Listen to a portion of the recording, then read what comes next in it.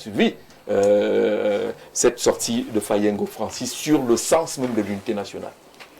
Vous savez, cette conférence a valeur à la fois d'un plaidoyer et ça va d'une évangélisation. C'est un ou une. Bon, c'est Limbi qui connaît. Oui.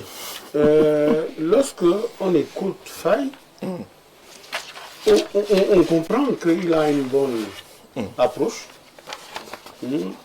Il plaide pour un Cameroun où les uns et les autres vont taire des querelles d'hommes, où les uns et les autres sont conscients, convaincus que le Cameroun est un et indivisible. Il plaide pour un pays qui vit de tous les contentieux en termes de malentendus, en termes je ne sais pas comment je fais dire ça, mais une chose est sûre, c'est qu'on sent quelqu'un qui veut un pays qui vibre à l'unisson. N'est-ce pas? Un pays qui ne va pas ronfler, hein, parce qu'il y a un nivellement par le bas. Mais pour cela, au-delà de ce qu'il fait comme proposition, il faut qu'il appelle à la gouvernance, à la bonne gouvernance du pays. Parce que généralement, les avatars qui divisent le pays, c'est quoi? C'est, n'est-ce pas, le mal-être, c'est la mal-vie, c'est peut-être des petites haines, des jalousies, des incompréhensions. Pour cela, je crois que pour atteindre ce que je considère comme un sermon de l'idéal unitaire, il faut que les gens commencent par changer de mentalité. Il faut que les gens commencent aussi, n'est-ce pas, par terre des choses inutiles.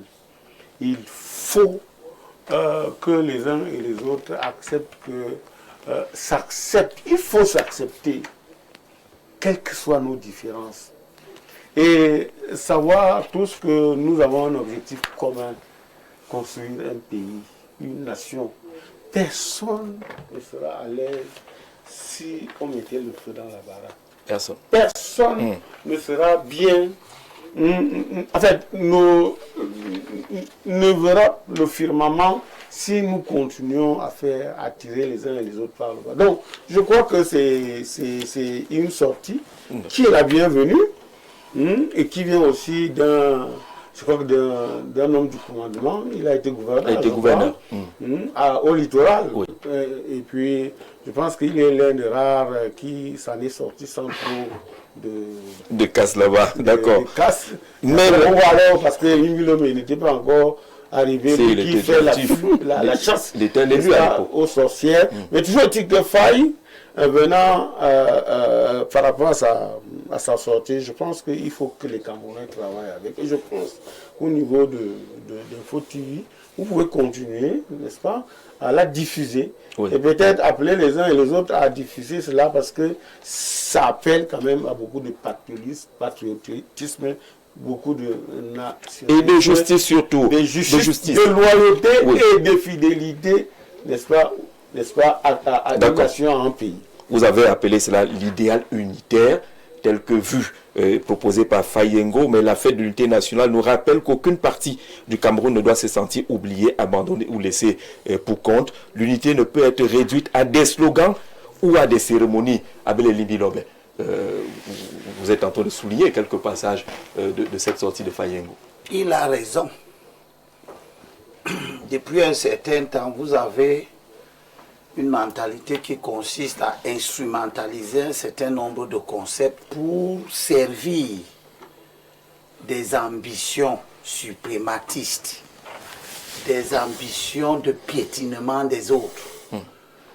Au nom du vivre ensemble, vous devez prendre ce qui appartient aux autres. Au nom du vivre ensemble, vous devez déranger les autres. Ils ne doivent rien dire.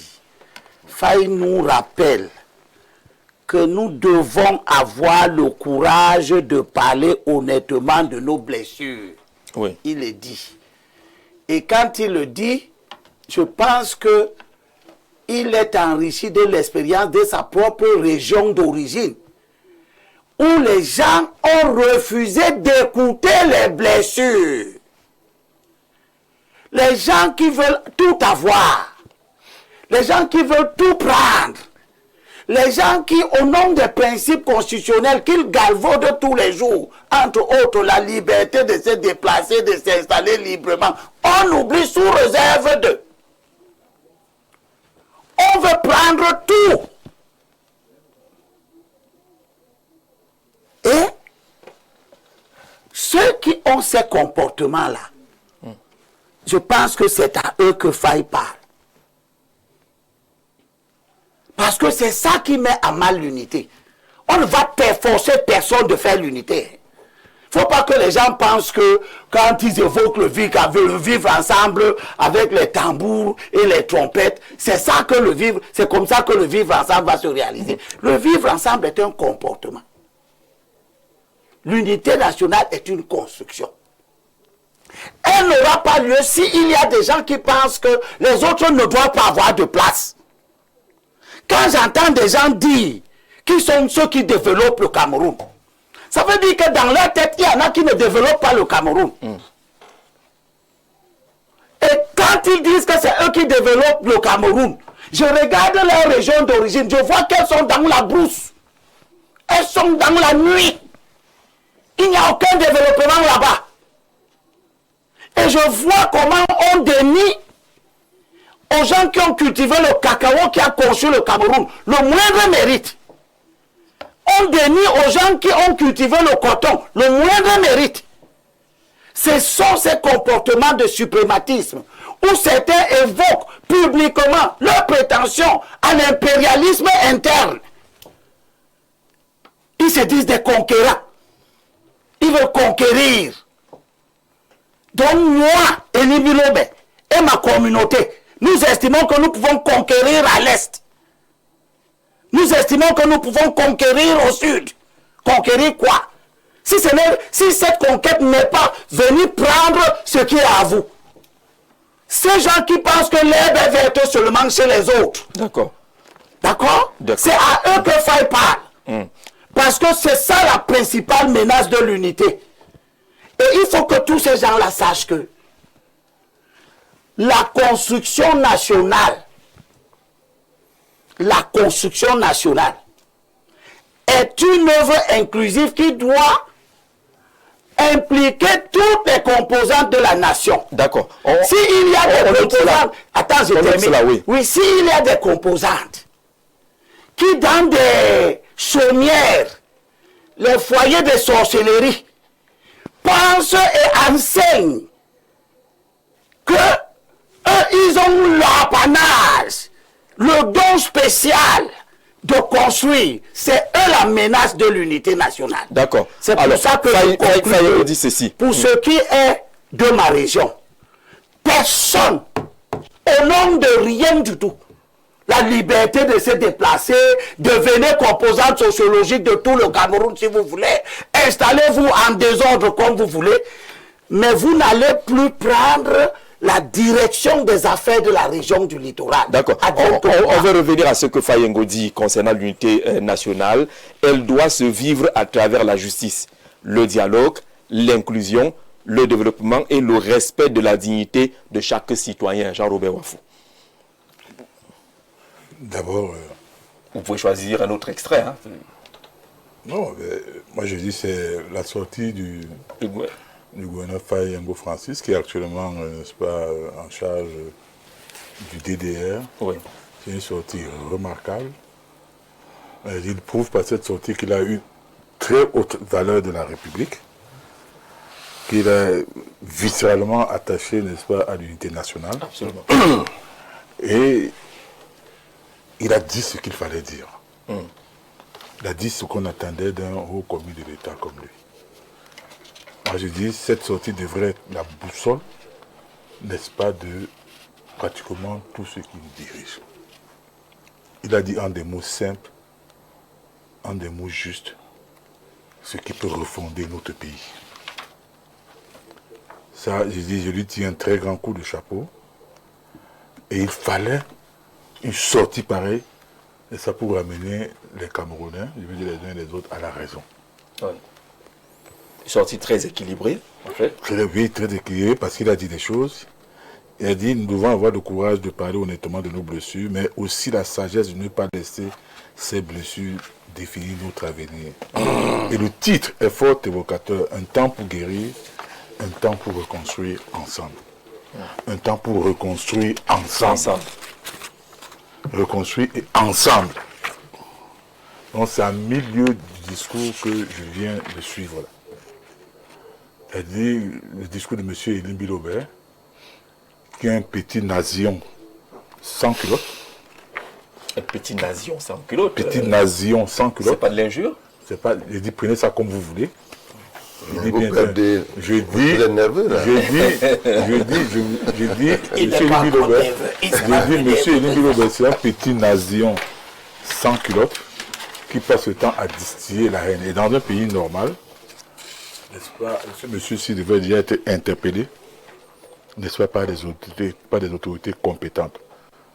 Notamment la justice aurait déjà dû se saisir de ses propos tribalistes. D'accord, pour Des revenir. propos tribalistes de cet adepte, de ce truffion de la jacquerie tribale, qui passe le temps à distiller. Laissez-moi finir de parler. Je ne me suis pas préparé. Je ne me suis pas préparé. C'est à la suite de ce qu'il vient de dire que moi, je m'exprime. D'accord. Parce que je ne pouvais pas imaginer le texte de Fayengo. je ne pouvais pas imaginer qu'il pouvait aller jusqu'à ce niveau. Et il a dit, parce que la société ne doit plus tolérer un plus grand diviseur commun, comme ce monsieur. Moi, je me demande même si le matin, parfois, il se mire. C'est quand même incroyable. Mais il parle de division, il stigmatise une communauté. Mais pour lui, mais ta bamiphobie va te perdre. Alors, Il ne faut pas... Attendez, laissez-moi l'envoyer au texte. Non, quand... Écoutez, est-ce que le texte de Fayengo ne répond pas à Elim Bilobert? Monsieur Jean Jazé, On est un connecteur. Monsieur Jean Jazé, je l'ai dit, c'est une sortie hautement remarquable qui va en contresens, carrément, du discours haineux de ce tribaliste primaire. Mais voilà quelqu'un qui a déjà plus de 60 ans, qui se permet, n'est-ce pas, de stigmatiser toute une tribu. Ta bamiphobie va te perdre. Et ça t'a perdu. Merci, vous l'avez dit. On a compris. Mais il faut arrêter ça. Que fait avec le texte. Oui, mais Jean-Robert Wafou. mais justement, M. Fayengo Francis, le rappel à l'ordre. Il devait avoir ça dans ce texte comme document de chevet. Et il a déjà une copie. Voilà. Mais fort heureusement, même comme il lit à l'envers. Non, comment cela? Mais il ne maîtrise rien. Mais écoutez, quand M. Fayengo dit, la paix ne se construit pas uniquement dans les bureaux ou les institutions, elle se construit aussi dans les foyers. Il s'adresse à lui, foyer, il s'adresse à lui. Les villages, il s'adresse à lui. Les salles de cœur, les églises, les mosquées, les marchés et les chœurs. Quand M. Fayengo dit, la fête de l'unité nationale n'est pas seulement une date inscrite dans le calendrier. Elle est un rappel de la promesse que nous nous sommes faites les uns aux autres. Malgré nos différences de langue, de culture, de région, de religion ou d'opinion politique, le Cameroun demeure notre héritage commun. Mais qu'est-ce qui est plus beau que ça? D'accord. Mais il s'adresse à un monsieur comme Elim Bilobert. Moi, je dis ceci, j'ai l'impression que ce qu'il raconte là, ce qu'il passe le temps à distiller comme elle, est entretenu par certains égarés qui se trouvent, n'est-ce pas, dans les sphères du pouvoir et qui n'ont pas le courage d'assumer publiquement ce qu'il dit. Mais je dis, ce pays se reconstruira sans des gens comme toi. Comme toi. On a parlé d'inclusion. Tout le monde doit être concerné pour la construction ou la reconstruction. Non, mais pas lui. C'est ça aussi l'inclusion. Non, mais pas lui. Au Rwanda, ça a commencé comme ça. C'est avec tout le monde. Au Rwanda, ça a commencé comme ça. Je dis, Fayengo parle de héritage. il n'a aucun héritage avec le reste des Camerounais. D'accord, permettons à José Marie Lundo. Il a mis sa preuve qu'il n'a aucun héritage avec le reste des Camerounais. Merci, José Marie Lundo, sur cette question, la sortie de Fayengo Francis, pour faire le lien avec la thématique de l'unité nationale et ce qui s'est passé du côté de Zouétélé. Quel regard sur cette sortie? Et on fera le pont avec Zouétélé. Bon, je ne suis pas surpris de la qualité de l'écriture de Faye, même si je pense que ça fait quand même 54 ans que l'on parle de l'unité. 54 ans.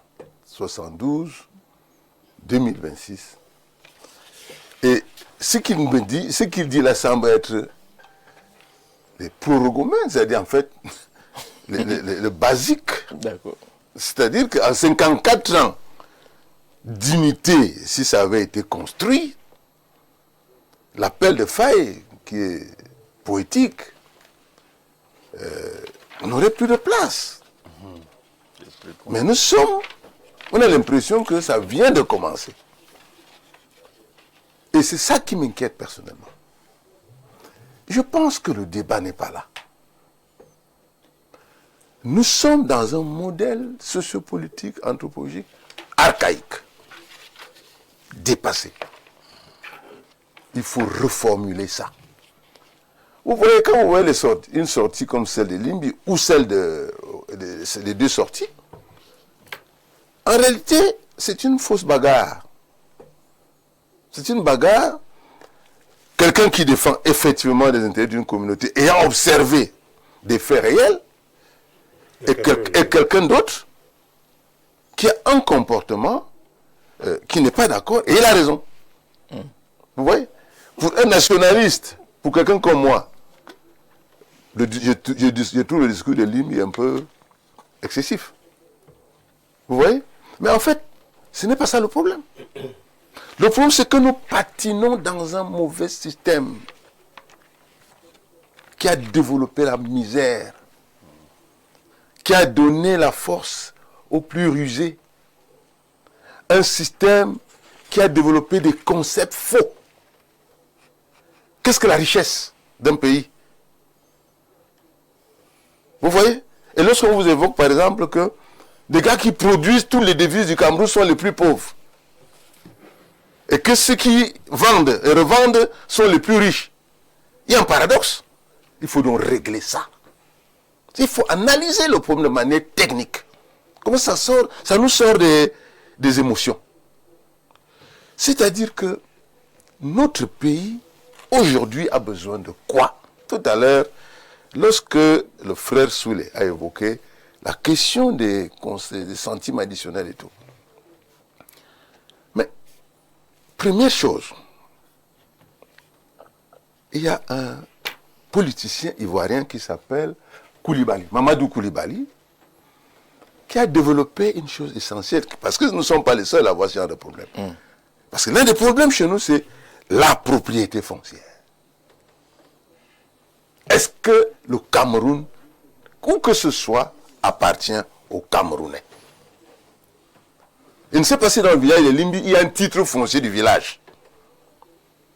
On doit pouvoir donner le Cameroun aux Camerounais. C'est-à-dire dans votre village en Guelmendouka, si quelqu'un veut venir travailler là-bas, qui qu'il soit, qu'il négocie avec Zé, qui a un titre foncier chez lui. Et qu'il négocie ce qu'il veut avec lui. Et que l'on dise dans ces textes-là, parce qu'il faut construire ça, qu'on ne vend pas la terre. On peut la louer, on peut la mettre en concession. Et ça doit entrer dans un modèle de profit. Ou si quelqu'un dit que voici mon village, j'ai 100 hectares, le type, tu le vois, il n'a même pas de chaussures. Or, la terre est la première richesse. Donc, première chose, régler le problème foncier camerounais de manière équitable, de sorte que les Camerounais deviennent propriétaires de leur pays. Première chose. Deuxième chose, vous avez les batailles comment on appelle ça, de confiance. Pourquoi les gens qui sont à Yaoundé pensent qu'un maire ne peut pas gérer normalement? Pourquoi? Parce qu'on est sorti des normes, on est sorti je ne sais où, on est ministre ou bien on est directeur central, on ne veut pas libérer la gouvernance en termes de décentralisation. D'accord. Pourquoi on ne commence pas le budget à partir du village? Pourquoi on construit un budget d'un pays comme le Cameroun à partir de Yaoundé? Parce que quand vous voyez les discours extrémistes arriver, généralement c'est la misère. D'accord. D'accord. Et les leaders nationalistes, ou tout au moins, on va les appeler comme ça, qui sont à la tête peut-être de communautés ou de groupes, sauf, et avec raison, sur les questions de misère et de pauvreté. C'est pour ça que moi j'en appelle à un discours nouveau, un discours souverain. Il faut souverainiser l'ensemble du système. Comprenez-moi très bien. Nous ne sommes plus dans la philosophie. Pour chuter, oui. Nous sommes dans des choses à faire. Vous prenez un village. Tous les villages du Cameroun ont une ressource. On fait en sorte que la ressource de ces villages soit transformée pour que les gens de ces villages-là profitent de leurs ressources. Un peu comme de l'or actuellement. D'accord. On va peut-être en parler. On va en parler tout à l'heure. Je vais chuter. Mais donnez-moi encore une petite minute. Une toute petite. Allez-y. Vous avez le cacao. Je prends le cacao. J'ai fait un travail sur... ça s'appelle le miracle de la cabosse. La fève pour laquelle on se bat là ne représente que 20% de la valeur d'une cabosse. Oui. Or, le Cameroun produit plus de 15 milliards de cabosses. On jette 80% de cette valeur. Imaginez un instant que l'on prenne 2,5 tonnes de fèves qui représentent un certain nombre de cabosses et qu'on crée dans toutes ces régions des agropoles cacao pour transformer tout ça. Nous sortons. Dans ces villages-là, tu ne pourras même pas trouver les ouvriers. D'accord. Tu vas les amener de l'ouest, du centre, du sud, de partout. Et la question de ce mon village et de ton village va commencer à connaître une réelle atténuation parce que la richesse et la prospérité sont là pour effectivement améliorer la mentalité. D'accord. Parce que c'est que, quand on ne parle de mentalité, oui. Ce n'est pas par un jeu de baguette magique. La mentalité est liée à l'écosystème ambiant et comment les gens se sentent dans leur peau. C'est ça qui permet que la mentalité change. D'accord, professeur, pour sortir de cette sortie justement de Fayengo Francis, qui dit que la porte de la réconciliation doit rester ouverte. Le chemin vers la paix peut être difficile, mais il demeure possible lorsque le courage rencontre l'humilité. Entre autres choses évoquées dans cette correspondance-là. Merci de me donner la parole, mais je vois que vous voulez m'aiguiller. Laissez-moi marcher de moi-même. Allez, votre porte. Ce n'est pas gratuit que M. Fayengo Francis parle comme il parle. L'avenir pourra vous dire peut-être pourquoi il parle comme il parle. Ça, c'est la première chose. Deuxième chose... J'ai pas bien compris. Qu'on attend l'avenir. Deuxième chose... l'avenir.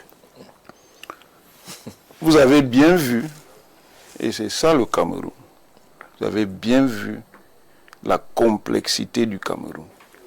Ce texte a à la fois fait l'objet d'un accord général. Je ne sais pas, M. Souley n'a pas encore parlé.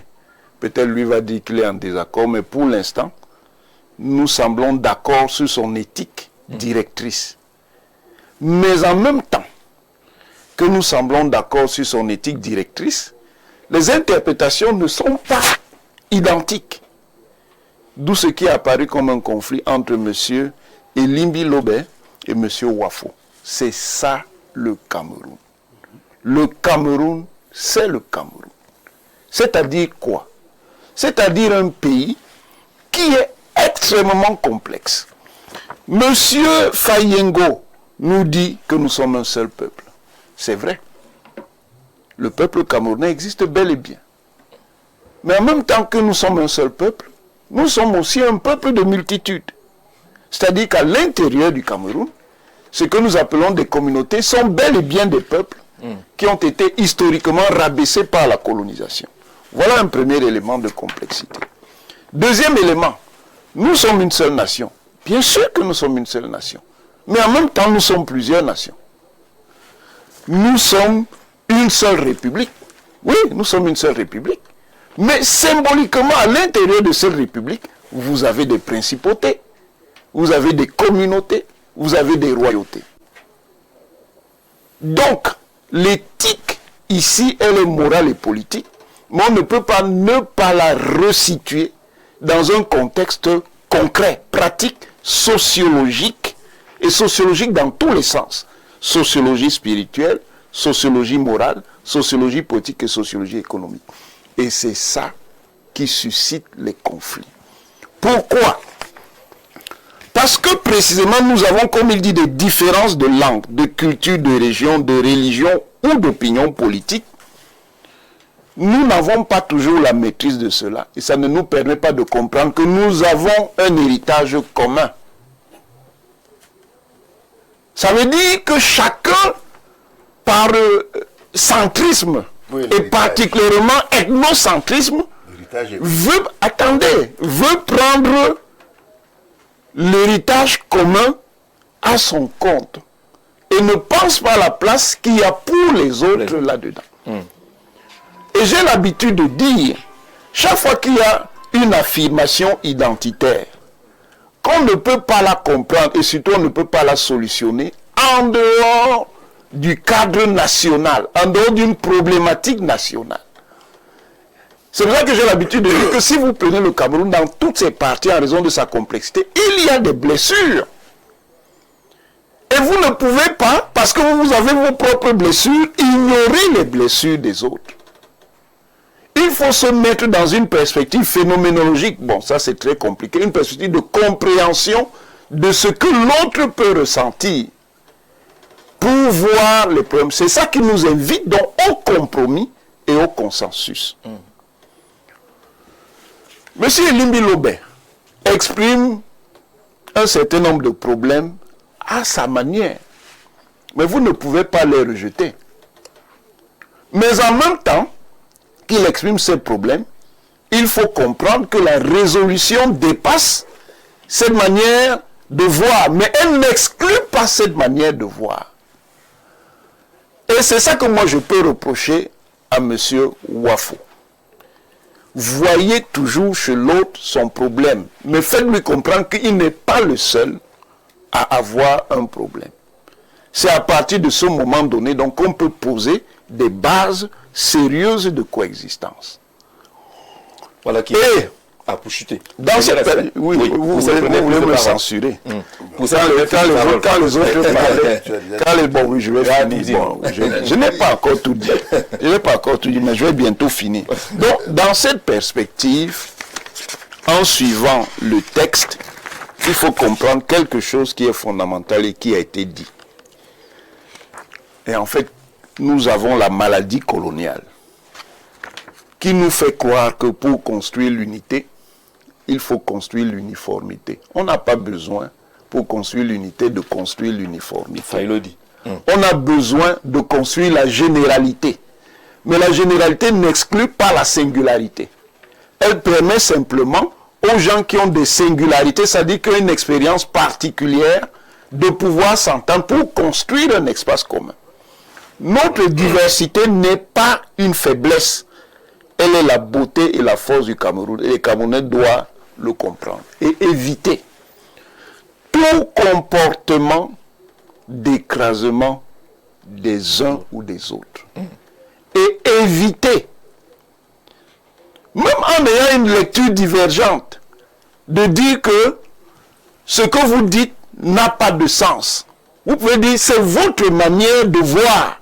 Nous aussi, on a une manière de voir et nous pouvons nous asseoir pour discuter sur la manière dont nous allons vivre à travers des institutions et une civilisation. Je n'ai pas le temps, c'est cette civilisation qui est en conscience. C'est pour ça que M. Lundu dit qu'il n'y a pas de... Il y a déjà un héritage, mais cet héritage doit être consolidé.